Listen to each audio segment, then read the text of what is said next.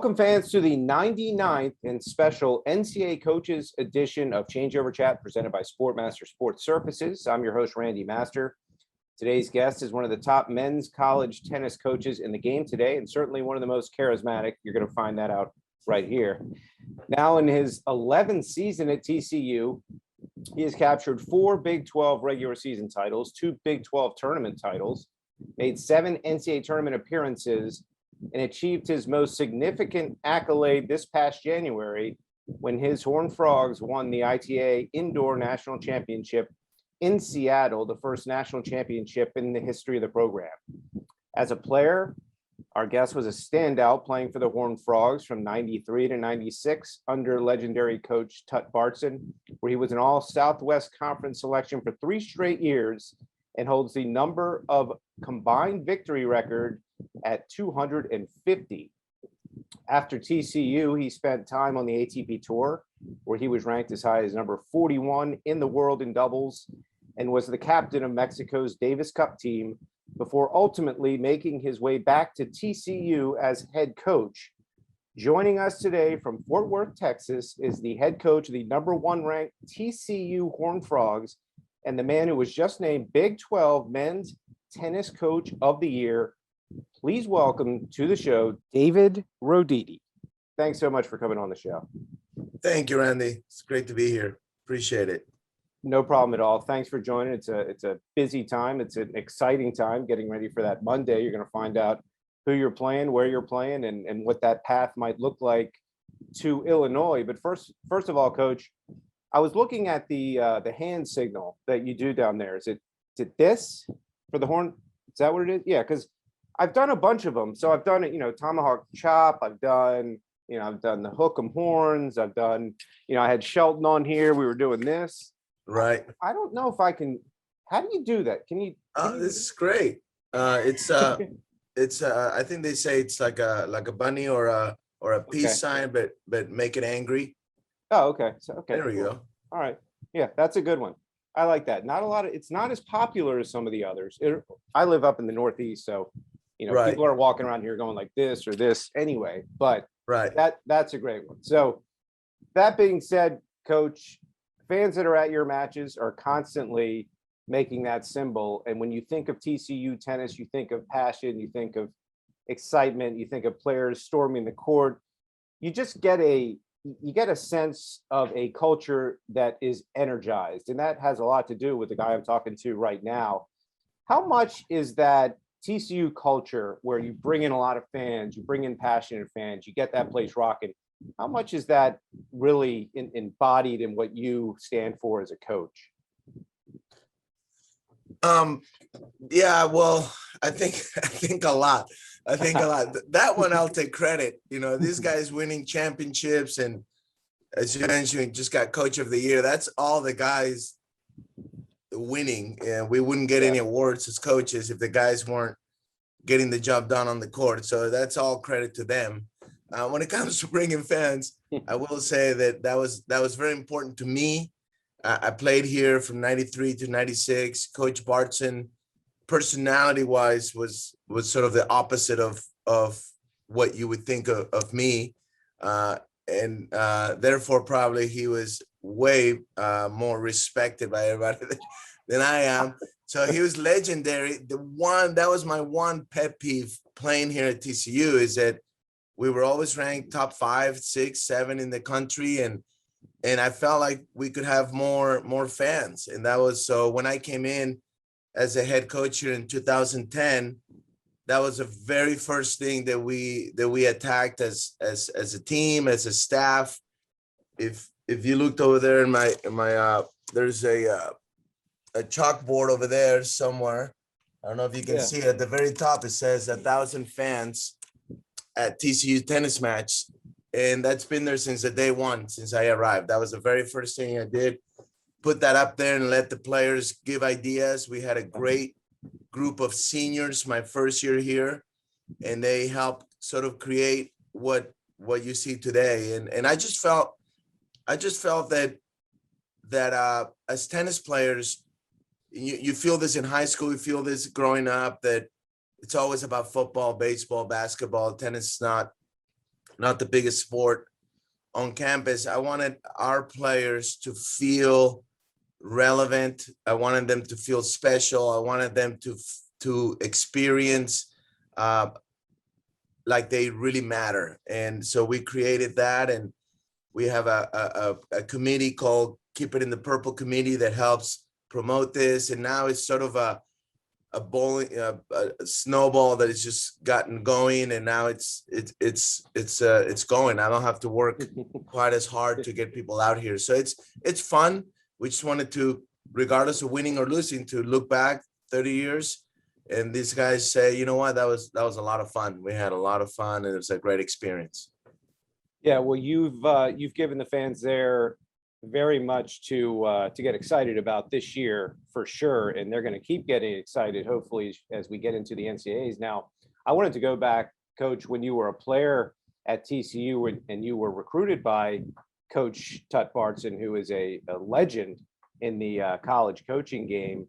What was it initially that brought you to TCU, and what was it about Coach, and what was it about the culture there first that got you there and gave you that career at TCU that was so successful? And then what made you want to come back and keep that tradition going? And on top of that, do you feel a lot of pressure keeping that tradition going, because it was all started by the man that recruited you? Yes. So I grew up in Southern California, Mexico, and then Southern California. And so number one, my co-coach, our other coach here, Devin Bowen, he was on the team. He was 2 years older. And him and his dad would tell me about TCU. They sort of recruited me. And then Coach Bartson started recruiting me. And they were so I came in the fall of 92. In the spring of 91, they were ranked as high as 2 in the nation. So they were a very good tennis team. Coach Bartson, every coach I asked about Coach Bartson, they had absolutely nothing but great things to say about him. They also said that he ran a very tight ship, and that would probably help my behavior on the tennis court. And I think I won that. I think I won that battle. I think Coach Bartson probably passed away a few years ago, still trying to figure out how he could help me behave better on the tennis court. That charisma that you were talking about, it can be good and it can be also really bad. So those were the main reasons. It was very good team. Coach Bartson's reputation as a player, as a coach, as a leader, as a mentor, and then Devin Bowen, who was on the team at the time. And I came and visited, and I loved it. I loved the size of the school. I felt like I was part of a community. I felt like I was part of a family, and that is the reason why I came back. I always loved coaching. Coach Bartson would tell funny stories about that. And when I was a player, I would tell him something about 2 matches away from me, and this guy keeps coming in, and the guy's passing him cross court every time. Can you tell him to cover the cross court pass? Things like that. So I love coaching, and I absolutely love TCU. I would walk around campus, and I felt that everybody gets to know you, and I felt special and part of a family. So that's why I came back, and there was a lot of pride.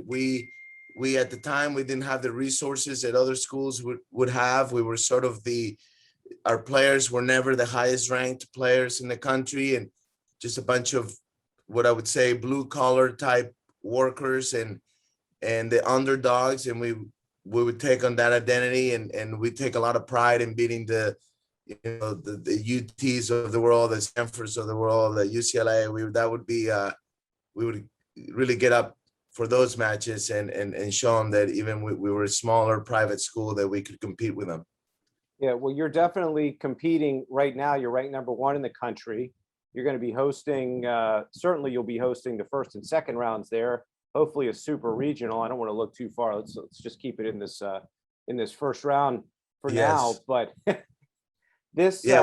play May 6th. That's all I know. We play May 6th. That's it. Exactly. I'm not going to talk any further than that. This season started off on a very good note for you guys, Coach. You got a win over Florida.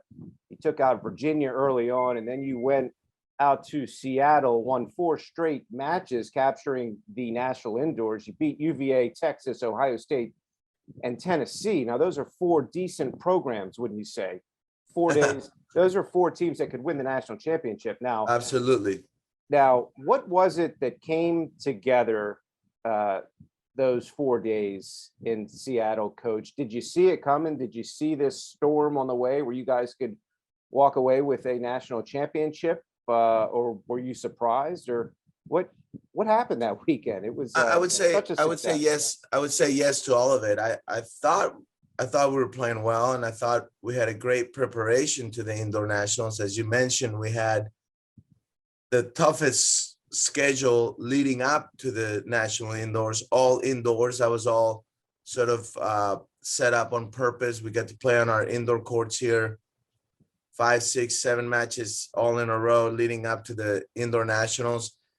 I mean, we had, I think other coaches would agree, we had the toughest draw of anybody. The way the seeding came out all of a sudden, I thought it was terrible seeding for us to be playing Virginia. And I can say that very, easily right now, since Virginia is number 6 and we're number 1, and we played each other on the round of 16. So that's all we were worried about. We had just beaten them barely here at home, and now we have to play them 5 days later or 6 days later at Indoor. So that's all we thought about. I didn't even consider the winning the national champions. I thought we could, and people would come up to us and say, you guys can win it all. You guys can win it all. And we're just like, okay, thank you, whatever.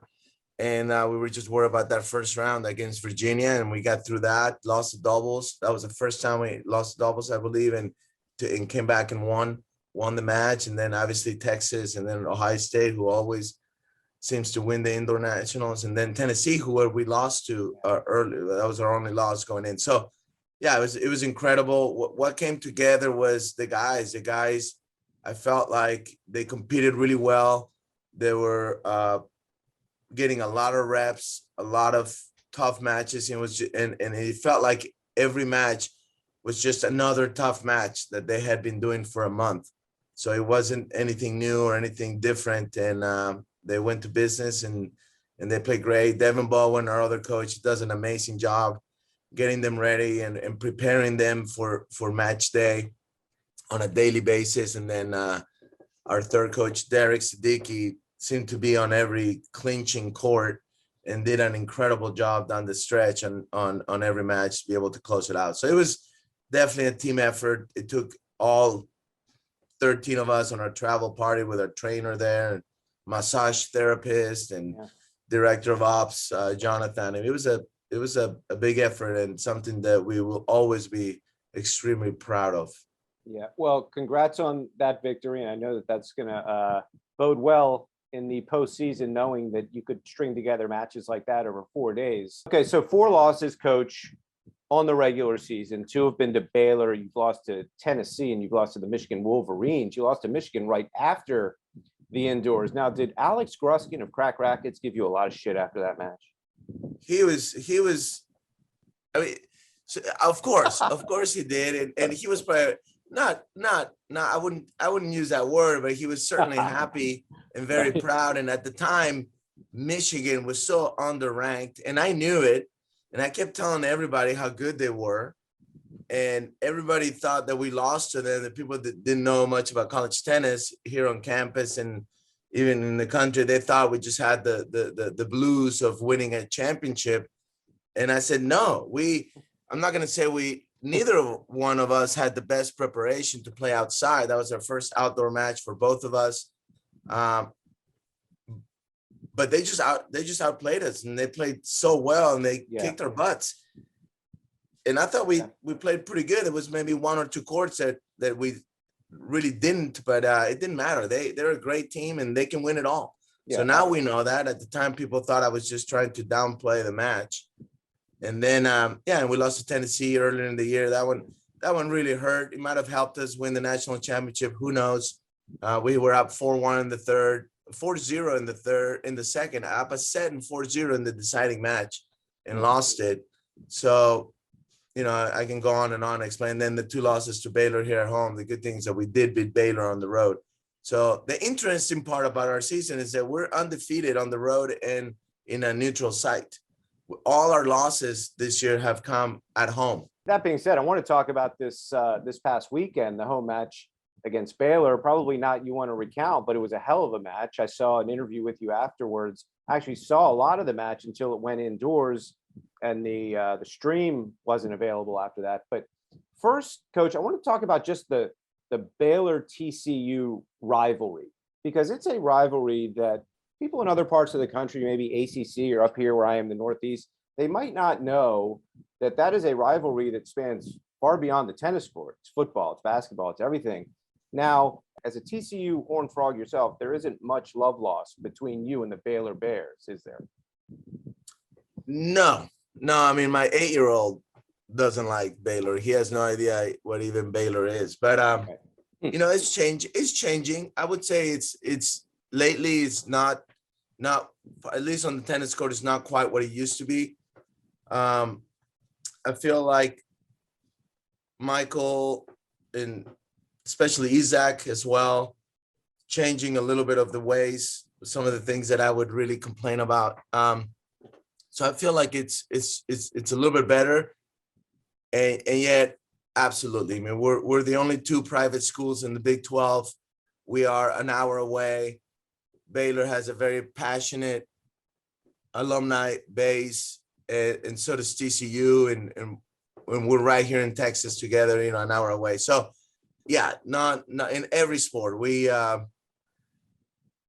don't like each other that much at all. I do think there is there's some respect there, and certainly I certainly would acknowledge and admit that they have a great tennis team, and they always seem to get some really good transfers coming in every year, be able to put together. I mean, this year they have one of our players. He was I don't know if you know this, but one of the players that was on our team last year who was asked to transfer went to Baylor, and he was the MVP of the tournament last week. And so I was really, part of me was happy for Teddy. I thought it was great. I can't imagine being him and coming here to TCU and getting the MVP for the tournament from the team that he used to be. So yeah, it's a close relationship, but not a lot of love there. Yeah, and those that didn't see that match this weekend, it was 4-2. Obviously, anything that's 4-2 is closer than the score indicates. You guys lost that doubles point. Did you think that when you lost that doubles point, were you worried? You guys don't lose the doubles point very often, but there's the doubles point. And then what other things, Coach, do you think were the factors that turned that one in the favor of the Baylor Bears? Yeah, I'm when you lose at anything, and then you start sharing your ideas and reasons why you lost, I believe that it always sounds like excuses, and it always sounds like a sore loser. So right. What I will say is that, yeah, anytime you play a great team, the doubles point can be a big point, or it feels like a big point, even though there's 6 matches out there. I felt like we had opportunities in some matches to close them out, and didn't. And there were some things that happened in some matches that changed sort of the maybe the momentum and things about that. But at the end of the day, I thought that Teddy Paralek at number 5 played. I know him really well. I coached him for a whole season. Played really well, singles and doubles. So that was great. We got a point out of Fumba. Not too many players have beaten Boitan, so we had a great point there. That is, nobody counts on beating Boitan. He's a great tennis player. And then the rest were just battles. Fernley won a great match there. They have a guy at 6 who so experienced and very tough to beat at 6. We can't quite seem to get it going there with some players where we felt that would be one of our best points on our team is whoever plays six is going to do really well, and it hasn't happened yet. So I'm hoping that by the time we get to NCAA nationals, that we're playing at the level at six that I feel we could play or should play at. So kind of waiting on that. And then the others are just battles. Aguilar and Soto know each other probably since they were 12 years old, being from Chile and Bolivia, same age. And so it's just it was a great match. It was a great match. When we went indoors, I felt, win or lose this is a great college match that does deserve to be on TV. And I'm glad that people got to watch it. Yeah, without a doubt. And who knows, maybe you'll see those guys down the road, but who you definitely will see down the road is a really, really good team in the NCAAs. The field is absolutely loaded, Coach. I was looking at just the rankings this morning. I mean, as you go down, TCU, Florida, Baylor, Ohio State, Tennessee, Virginia, Michigan, Kentucky, South Carolina, Wake, Georgia, Texas. Where does it end? North Carolina is 15, Stanford 16. Is this as deep, since you were a player, now a coach, is this as deep a men's field for the NCAAs, this one coming up, as it's ever been? Because again, I was talking to Coach, it's interesting, I was talking to Coach Manny Diaz on this show, and he was talking about back when he was a player in the 70s and the early 80s, and he was like, you know what, if a team was out, and he was being dead serious, he wasn't trying to be demeaning or he wasn't putting down other coaches or teams, he just said, look, if a team wasn't in the top 15 or 16 teams, honestly, I wasn't losing a whole lot of sleep the night before. And again, he was being dead serious. Now, you look at this, if a team's not in the top 15 or 16, well, that could be now Arizona, SMU, NC State, Pepperdine, Duke. Let's just agree on one thing. This is a loaded field.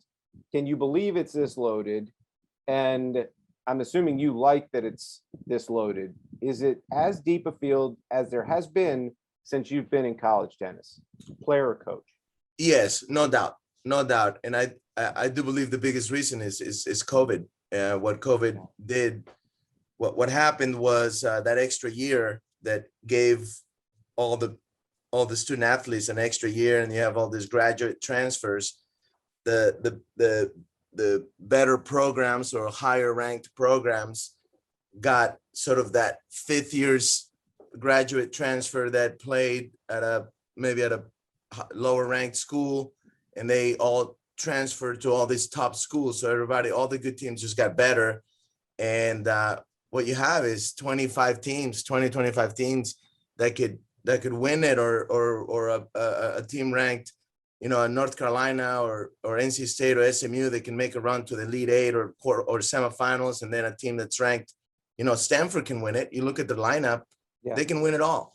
And that's a team that's some of us are going to have to play on the round of 16. So absolutely loaded. I don't know if you just don't want me to get any sleep. Now you got me thinking about all that. I was, still a week away. So I don't appreciate that. But, it is exciting. And what it is, it's great for college tennis, and it is great for our fans, because it's going to be very exciting. It's like, maybe we should call it May Madness for us.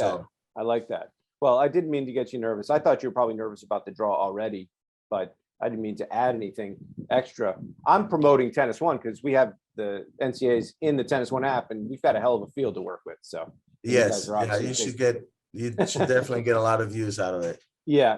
Lastly, Coach, I didn't want to speak with you without mentioning your great player, Cam Norrie, who played at TCU and is doing so well on the tour. I didn't get a whole lot of views of Cam Norrie when he was in college. I knew who he was. I knew he was one of the best players, if not the best player in the country. Now, is what Cam is doing on the tour right now, he's 11 in the world, surprise you at all? Did you see this big pro career coming from your buddy? I mean, we certainly, we're so proud of him and his coach Facundo, who also played here at TCU. We're so proud of him, and he's definitely carrying that TCU flag all around the world, and to all our fans around the world. We have very international programs, so there's a lot of pride that all alums and fans are taking on because of him. So unbelievable representative ambassador of our tennis program. Personally, we're just proud of him. he was the best player, best college player by the time he left. He was one of the best recruits coming in as well. And are we surprised? I mean, no, he got up to number 10, almost number 9 in the world. I think you would be surprised if somebody's that good, regardless of who they are. It's not easy to get to number 9 or 10 in the world. Yeah. But we knew he was going to be a successful professional tennis player if he sort of went about it in a professional way. We knew he had the mind for it. He had the physical attributes for it. He had the game and the competitiveness that it takes to compete at that level. Yes, we knew all that. Top 50, and then you never know. Once you get into that level, it's how you go about your business and your career, and obviously top 10 shows that the way he's done it, and Facundo and Devin Bowen's still involved, and the LTA himself, obviously at the end of the day, it's Cameron. He's matured so much, and he's so professional about the way he does things that at this point, nothing would surprise me. If he became number 1 in the world, I wouldn't be surprised. Yeah, well, we would love to see it. We love seeing all of these college players on the men's and the women's side. When you see what Danielle Collins is doing, and Jenny Brady and Jensen Brooksby. Do you consider Jensen Brooksby an ex-college tennis player? No. Okay. No, I'll be honest. And I love Jensen, even though he committed to TCU and changed his mind last minute. People would probably assume that I don't like him at all. I like Jensen. I don't even think it was his decision not to come.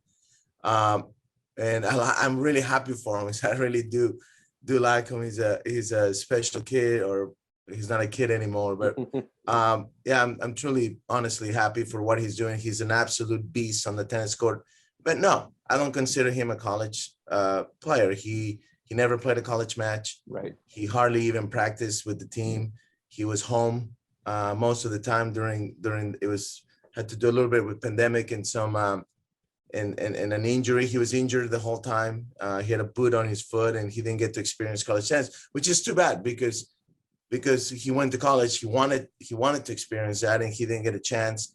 And he's doing great. So I'm really happy for him. But no, he was at home. Yeah. Doing online school. Yeah. You didn't get a chance. He didn't get a chance to experience that heated, to say the least, TCU versus Baylor rivalry, which hopefully, I'm looking at you, I'm saying, hopefully we might see it again. Do you want to see it again? Do you want another shot this May? Yeah. I mean, if we get to play Baylor again, that means that two teams from the Big 12 are in the semifinals. Right. So absolutely, I would love to see anybody in the semifinals, because that means we're in the semifinals. And yeah, we love another shot at them. Yeah.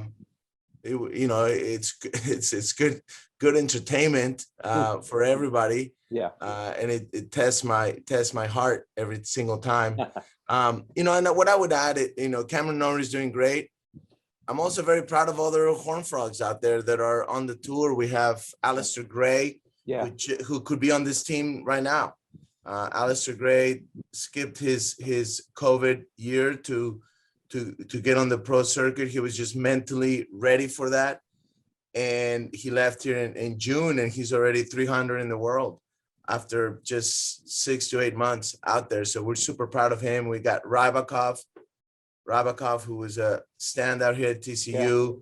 He did have a knee surgery about a year and a half. He's also in the 300s. Nick Chappell, Jerry Lopez playing Davis Cup for Mexico, and the Red Widow, Reese Stolder, doing great in doubles. So it's happening. It's what Devin and I wanted to create here, sort of a base for all these ex-Horned Frogs on the tour to come back here and make this sort of their second home on the tour. So it is a fun time for TCU tennis right now. I am very proud of where we sit today, and we'll, right now all our energy is in see how we can finish this next month and have absolutely no regrets. That's our theme, is just no regrets. Yeah, well, we can't wait to see you guys play starting next week. Your first match, as you said, is going to be May 6th.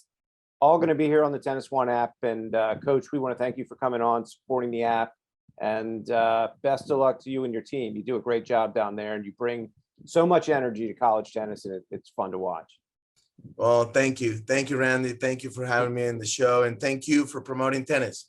We need, I tell Alex every time I see him, every time, is that we need more of you guys out there promoting. We feel it's a great product. It's very exciting.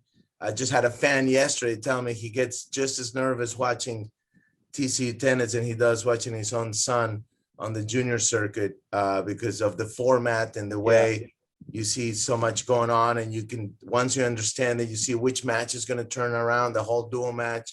And it's very, very exciting. You have the no ad, makes it even crazy. I mean, it's just awesome. So thank you. Thank you for what you do for college tennis. Really, I'm sure I speak for everybody involved in college tennis. Yeah, and we appreciate it. Do you have the cowboy hat there by any chance? Do you have it? You just got it. I thought you were going to be wearing it. So I don't, but look, I do have this. Oh, it's getting a little heavy. What the hell is that? Look at that. Wait, is that the medicine ball? It is. It started as one grip, and now it's holy. It's 17 pounds worth of just grips. So not the best thing to do during COVID. My trainer was cringing every time he see me grab an old grip. I'm sure there are other teams in the country that are like, why is Coach Roditi taking grips out of the trash can? But yeah, it's just one grip after another, after another, after another. But how many? Did you say you knew how many it was? Yes. How many?